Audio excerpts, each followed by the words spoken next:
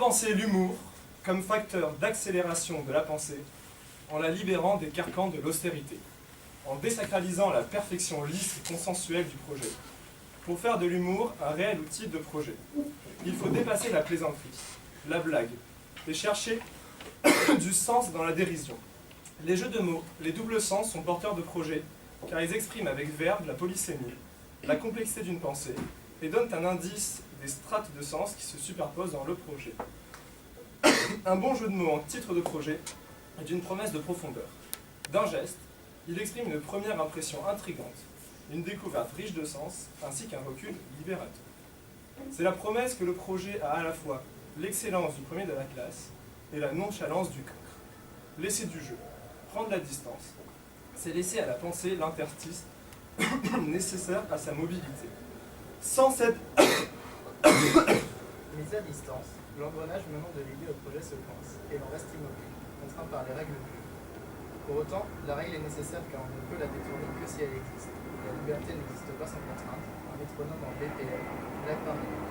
L'humour ne fonctionne qu'en oscillation entre continuité et distanciation, entre la connaissance intime et la prise de recul. C'est nul.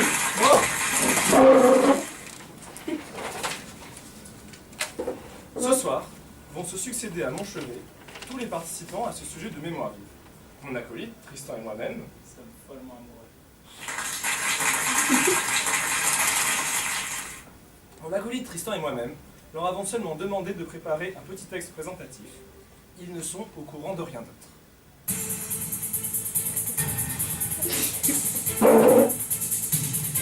Le premier thème général est celui du hasard. Alors pour commencer, je propose un petit jeu, celui de la roulette. Tristan, je commence. C'est en vrai. Oui, c'est un vrai. Voilà. Ok, bien joué.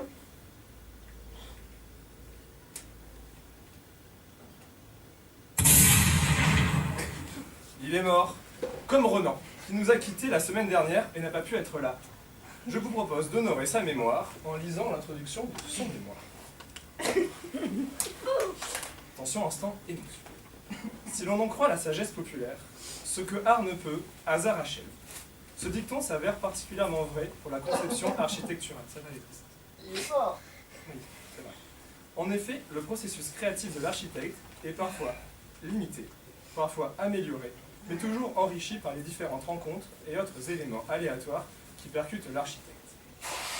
Les rencontres qui émaillent la vie sont autant d'éléments fortuits qui pimentent l'existence et améliorent l'expérience. Le hasard regroupant tous les éléments, échappant à la maîtrise du concepteur, il l'oblige à une forme d'humilité et est un rappel qu'il n'est pas omniscient et qu'il n'a donc pas de raison de se prendre au sérieux. La bonne nouvelle étant qu'un homme sérieux n'ayant pas d'idées, l'architecte qui n'a pas à l'être doit donc fourmiller d'idées qui rendront les projets plus réussis, le monde plus beau et les dents plus blanches. Finalement, comme le Pôle emploi est le meilleur moteur de l'artiste, le hasard est le meilleur outil de l'architecte. Petit ange parti trop tôt. Et maintenant, notre invitée se nomme Nina Martin.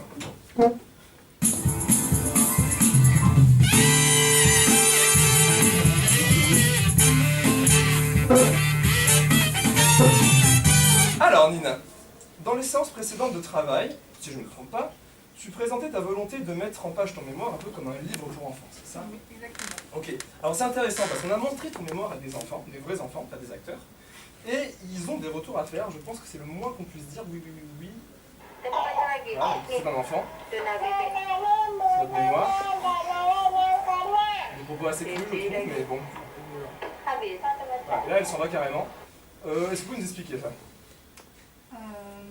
C'est le principe du hasard, hein, c'est que je ne pouvais pas prévoir ce qui allait se passer avec les enfants. Donc j'ai essayé, et peut-être que ça ne peut pas marcher, mais c'était le hasard. Votre thème de mémoire, peut-être vous l'avez expliqué. Alors, moi j'avais choisi le thème du hasard comme impulsion de l'imagination. Et vous voulez que je dise ça? Oui, c'est pas. Alors, nos projets sont le fruit de notre imaginaire. Ils sont guidés par le sérieux et la rigueur que l'on peut appliquer à tout projet. Ils sont le résultat de notre imagination. La création et les idées sont guidées par le hasard, par des découvertes. Durant nos études, nous n'avons jamais pu prévoir ce que nous allions apprendre, ni même ce que nous allions produire. Tous nos projets sont le fruit de découvertes hasardeuses, de rencontres ou de discussions. Dans le processus de création, nous sommes obligés d'appliquer une certaine rigueur aux différentes étapes. Le contenu de ces étapes est pour autant imprévisible. Souvent, la création est même permise par une découverte, par une image et surtout par l'apprentissage d'une notion que l'on n'avait pas prévue. L'imaginaire est-il guidé seulement par le hasard ou au contraire le hasard est une ressource pour permettre d'aller encore plus loin dans l'imaginaire? Merci. Et faites entrer l'accusé suivant, Wesley.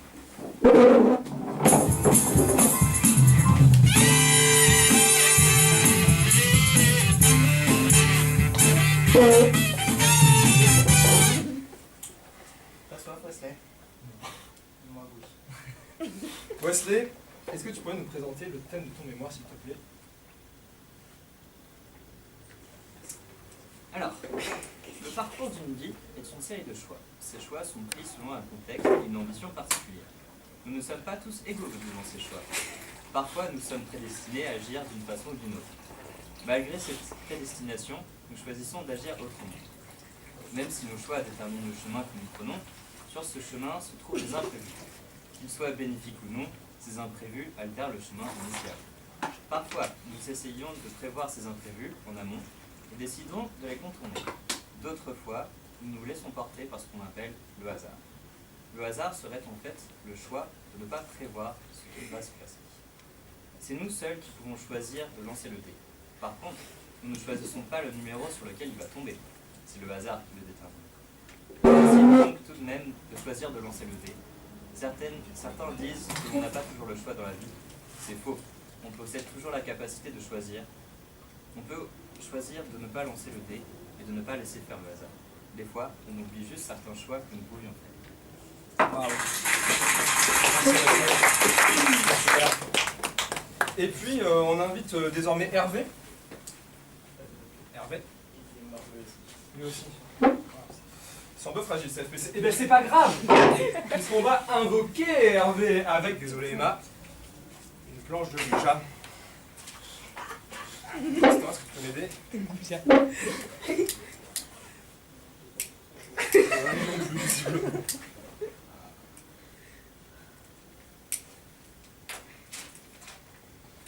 Très bien. Hervé, est-ce que tu m'entends? Fais savoir si tu Bonsoir Marie. Yeah. Très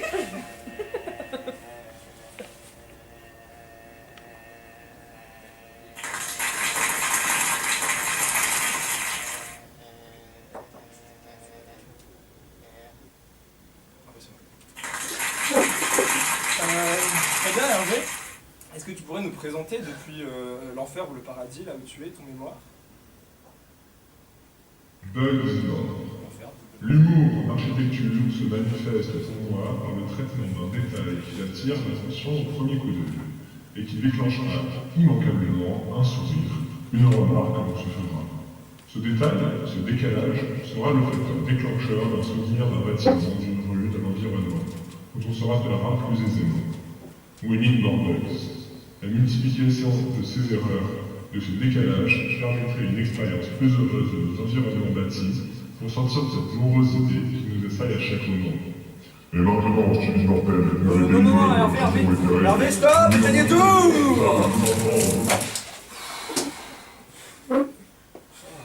C'est deux fois quand même. Bon.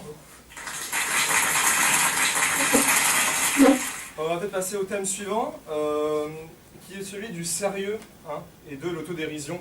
Important d'avoir l'autodérision dans la vie, n'est-ce pas?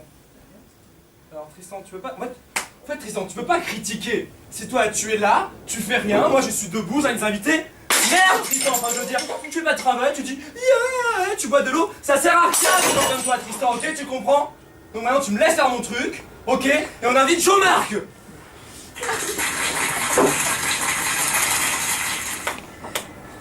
veux voir quelque chose Jean-Marc? Non!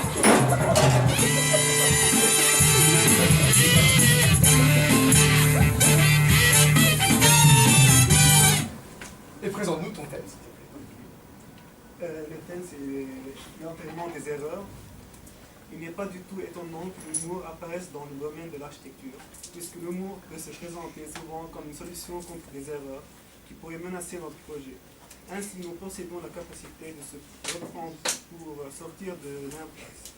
Basé sur un proverbe biblique, le médecin, suite à ses erreurs, il enterre ses patients. Par contre, l'architecte arrive à enterrer ses erreurs dans son projet. D'où vient le titre, l'enterrement des erreurs. Je me suis permis de critiquer les erreurs, Je me suis permis de critiquer les erreurs dans mes projets réalisés durant mes années à l'école d'architecture d'une manière drôle en montrant les résultats de quelques erreurs si vraiment étaient exécutées sur site. En addition, je suis allé plus loin pour penser comment moi, étant un futur architecte, peux-je inspirer de la bonne humeur et du sens de l'humour pour assurer une meilleure communication entre d'une part le client et moi et d'autre part mes collègues architectes et moi. Dans notre domaine, étant étudiant architecte, l'humour est un moyen et pas un objet. On n'est pas là que pour rigoler. C'est vrai. Merci maman. Et oh là là, mais regardez là, il faut que je tire.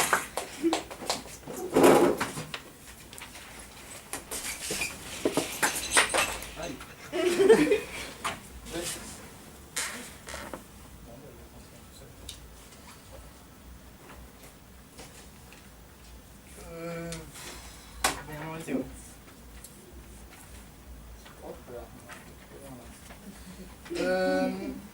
Bon, bah, le prochain invité, Hugo Forté.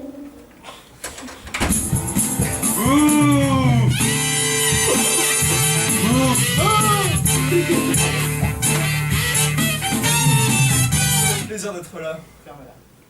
Maintenant, tu vas lire ton mémoire. Je vais la faire ou je vais mon mémoire? Eh bien Tristan, ça me fait très plaisir moi aussi d'être ici.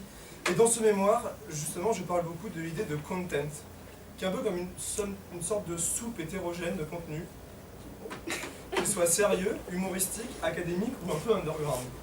Pour moi, cette nappe unifiée du contenu, c'est ce qu'on récolte sur notre passage quotidien, voire horaire sur Internet. Par exemple, je marque sur Internet, là je vois tout de suite.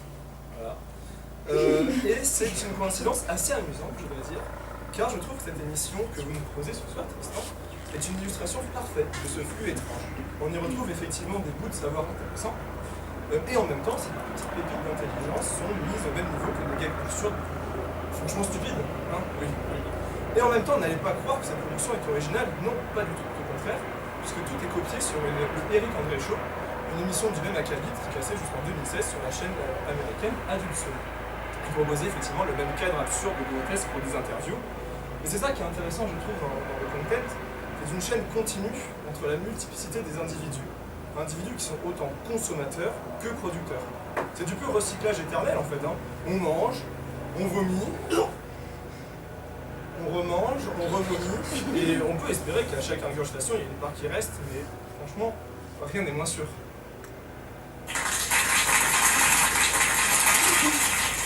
Ok. Balance le vomi alors.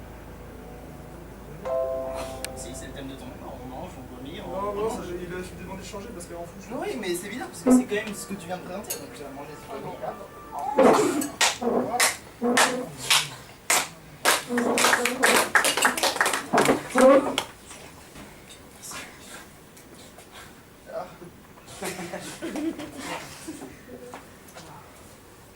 Et maintenant, c'est Iris Mallet qui est appelée à la barre.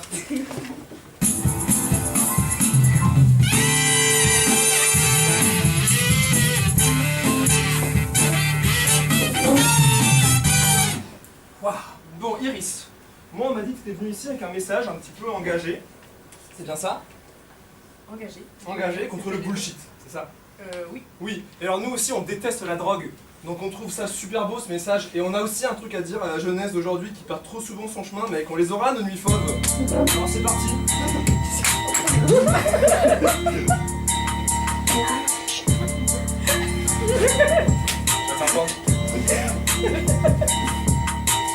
Bullshit, bullshit, la drogue c'est mal, je n'en veux pas. Dans mon quartier, il n'y a que ça. Luc, dans mon que ça, car de la drogue, non, il n'y en a pas. Vas-y, dis-leur, Tristan, je te vénère là.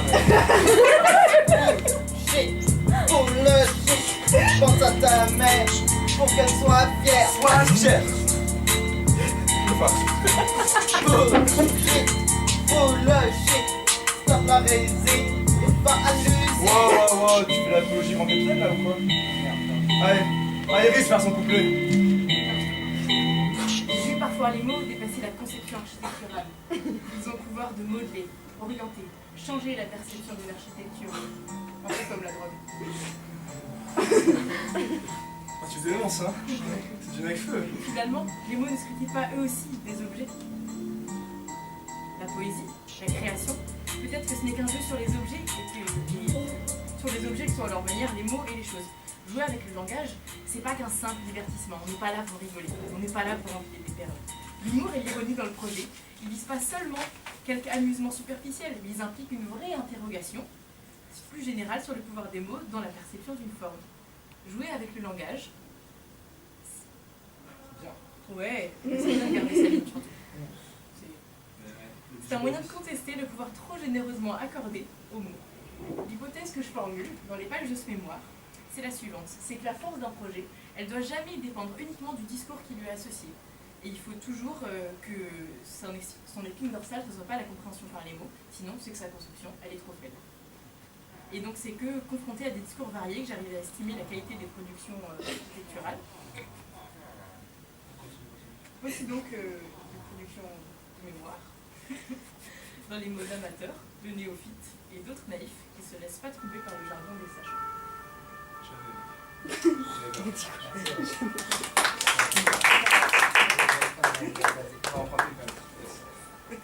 C'est pas que c'est une seule sans faute.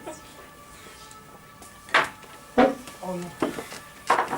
Et maintenant, le tour de la players du groupe, celle que François Hollande appelait l'ascendant, Emma Grelot. Allez, bien. On a un petit problème à la régie, mais Un c'est petit pas peu grave. de son. On va par la bouche. Oh non, non. Bon, Emma, toi tu parles du jeu, c'est ça? Du coup, on s'est dit que le meilleur moyen de te rendre hommage, c'est de jouer, donc fais tes trucs. Non, on va jouer. Fais ton truc. Donc là, le principe, en gros, tu vois, c'est que tu l'envoies. Oh bah. Les trucs. Bravo. Vas-y, J'ai vas-y. vu un jour dans les Alpes d'Arras un oiseau immobile dans le ciel. C'était un petit rapace. Son corps amuse les regarder, et ce qui s'est bien quelque geste infime, juste qu'il fallait pour dans le ciel en un point aussi précis qu'un fil. Sans doute était-ce le sitio convenable pour bien guetter sa proie. Le jeu est un peu. Mais il avait su, pour cela même, renoncer à voler vers un but, ne surtout pas prendre de l'air, tout annuler pour un temps indéfini. C'est parce qu'il s'était placé contre le vent, parce que le milieu l'air était lui-même en mouvement, que le corps de l'oiseau pouvait ainsi jouer à surprendre l'ordre normal des choses et à déployer cette immobilité de funambule, cette immobilité virtueuse. Voilà exactement, me suis-je dit alors, ce que c'est que danser, faire de son corps une forme déduite, fut-elle immobile, de force multiple. Donc c'est une citation du Danseur des solitudes de Huberman. Et c'est un étudiant en architecture qui joue dans son environnement pour s'ouvrir la voie à un projet, pour faire son envie d'une idée, pour convaincre d'un coup d'œil de la force de ce qu'il propose. Trouver sa place dans le monde, être bien dans ses baskets, c'est ça, c'est jouer avec tous les éléments incontestablement mouvants qui nous entourent, pour créer des vérités qui semblent immuables, qui figent un ensemble de mouvements dans une idée cohérente pour un temps, et tenter de la construire. Chaque projet est un état des lieux de son époque, c'est plier ensemble tous les fils sur lesquels on a tiré pour composer le dit projet, c'est rendre social un désir. Ok, bah oui. Merci Emma. Oh pour Louis. Tu peux te mettre n'importe quoi. Bon. C'est quoi le prochain invité? C'est qui le prochain invité? Ah, le prochain invité est pas trop présent. Peut-être qu'on passera à la fin. Oui, s'il vient. Il arrive. Eh bien, on peut passer à l'invité suivante, du coup, qui est Thomas. Avec son bonne musique.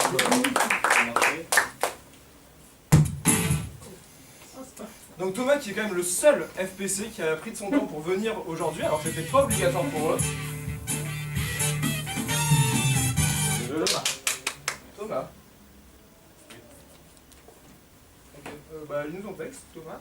Alors, l'humour est défini comme une forme d'esprit qui consiste à présenter la réalité, y compris ses aspects négatifs, de façon à en dégager les aspects plaisants et insolites. Cette définition est-elle à opposer au sérieux? Il semble que non. Nous pourrions même considérer que le sérieux est indispensable à l'humour qui, pour être réussi, nécessite d'y consacrer importance et attention. D'un point de vue personnel, l'humour a souvent été un exutoire, une façon de supporter ce qui me semblait ne pas être supportable.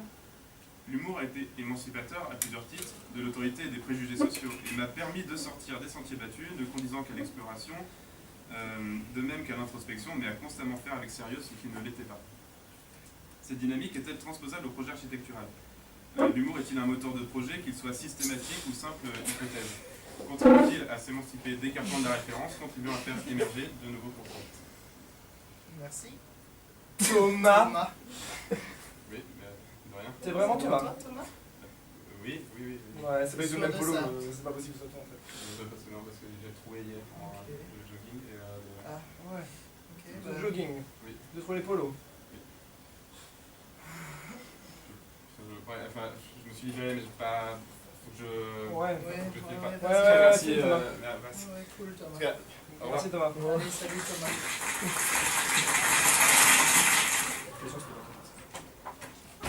Bon, c'est pas très grave. Le troisième et dernier thème, Tristan. Celui-là, il va te plaire.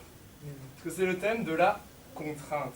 Oh, j'adore ça. Et oui. Et du coup, pour le thème de la contrainte, Tristan va m'attacher à cette chaise, me bâillonner et me bander les yeux.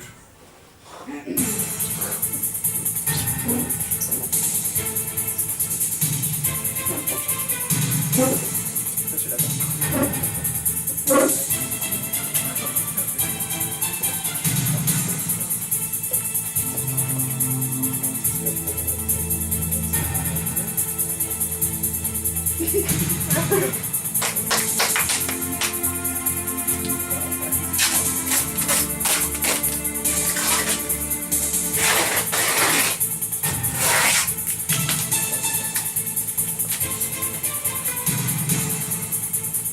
Et maintenant, Et là- ça fait.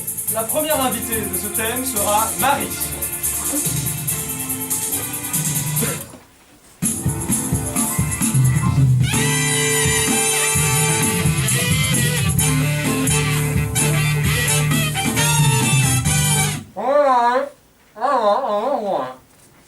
Alors, mon sujet qui était l'insoutenable légèreté du trait. En empruntant ce titre qui est délicieusement paradoxal de Milan Kundera, je souhaitais relever l'immense responsabilité du métier d'architecte par les grandes cascades de conséquences que peuvent avoir ces traits, par le nombre d'heures qu'il effectue et l'engagement, voire le sacerdoce que requiert la tâche, ainsi que les problématiques auxquelles il peut être confronté, sans mentionner le rapport aux autres parties qui peut être à beaucoup d'égards conflictuel. Il pourrait s'agir d'un métier où on ne plaisante pas.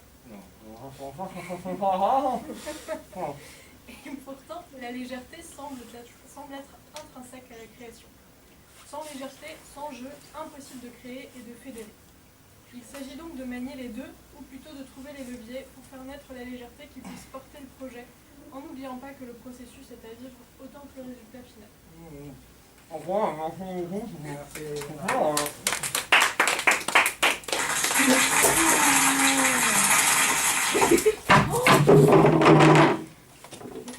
Et tada!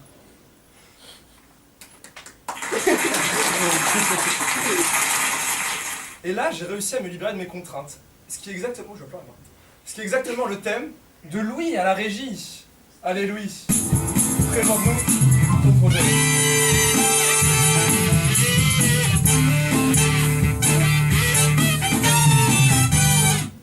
Louis. Passe le diapo, s'il te plaît. Allez, Louis. Louis? Ah oui, putain, c'est pas possible. Oui, on n'a pas 20 ans en fait, s'il te plaît. Waouh, Continue, y a pas tout le texte là. t'es trop chiant. Encore, oui, c'est bien. D'accord. Waouh.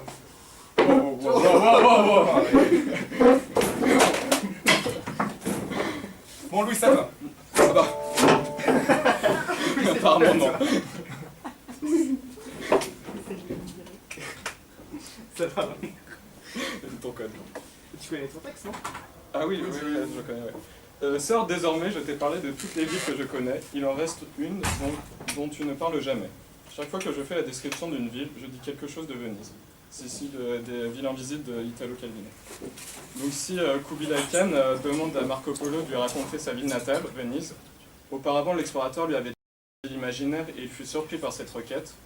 En effet, Marco Polo ne sort pas toutes ses histoires de nulle part, il s'appuie sur son vécu et sur un socle de pensée résultant de Venise.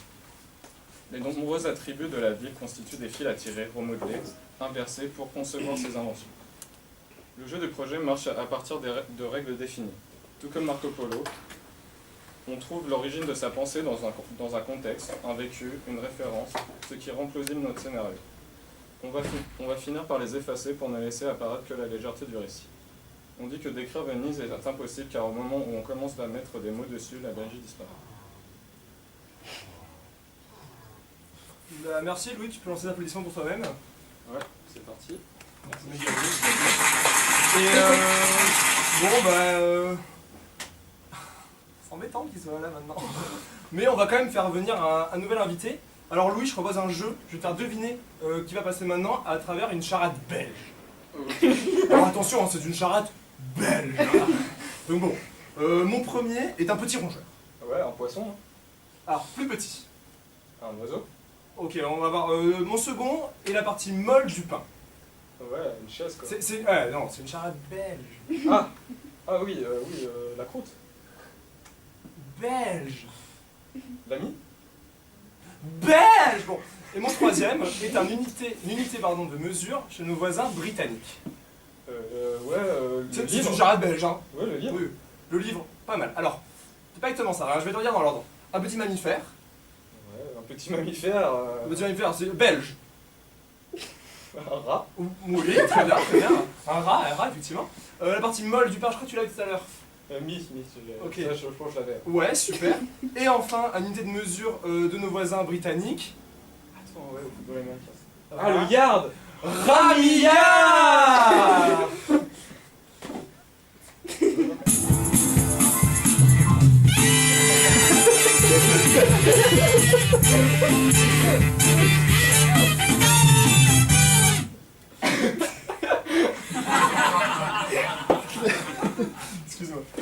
Excuse-moi. Excuse-moi.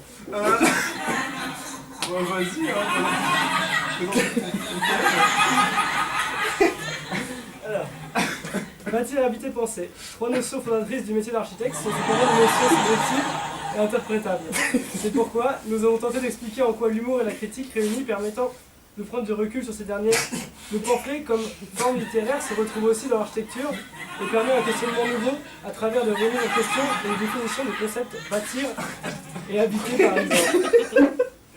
C'est pourquoi, sorti de son caractère littéraire, le pamphlet est un outil puissant tant dans la réflexion que dans la communication du projet. Nous aborderons un aspect théorique du pamphlet architectural, ainsi qu'un retour critique sur mes réalisations et apprentissages durant ces 3 années à l'École supérieure d'architecture de Nantes. Mec, t'es trop marrant. Tiens, genre, juste un merci. Allez, sortez-le là, il est trop marrant, sortez-le. C'est dingue.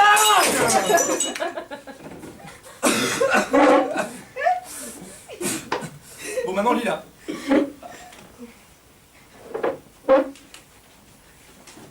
Alors, Lila, t'inquiète pas, on n'a rien fait pour toi, on savait que t'étais stressé. Comme un petit gueule. Juste relax.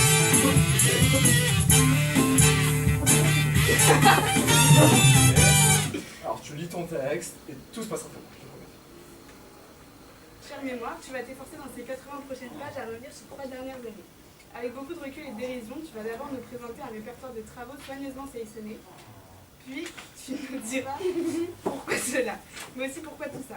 Mais attention, tu feras quelque chose de léger, d'accessible et clair. Tu insisteras sur la métaphore du jeu. Tu n'oublieras pas de dire qu'une consigne dans une école d'architecture, c'est comme les bases d'un jeu.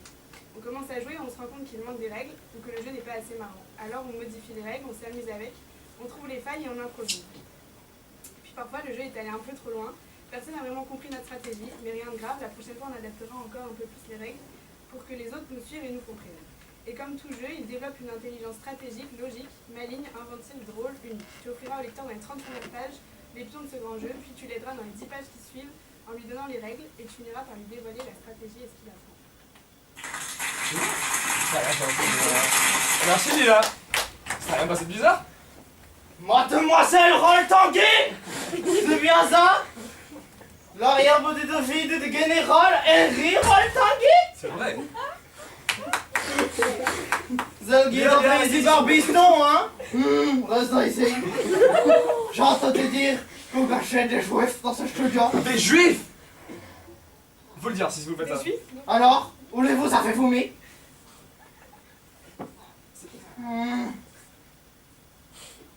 D'accord. Non, rien, monsieur. Nous nous reverrons. Nous avons déjà gagné les européennes.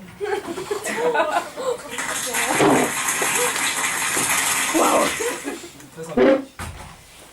Eh bien, on arrive à la fin, je pense. Plus grand chose sur cette table. Mais on va quand même finir avec le dernier, mais pas des moindres.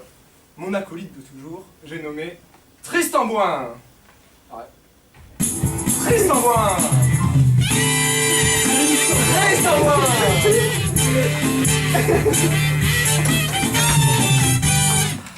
Ah, Tristan, tu es passé où? J'ai été faire un tour d'Europe. Ah, ok. Eh bien, présente-nous ton travail, Tristan, écoute. Eh bien, le projet en étude d'architecture est contraint par plusieurs variables.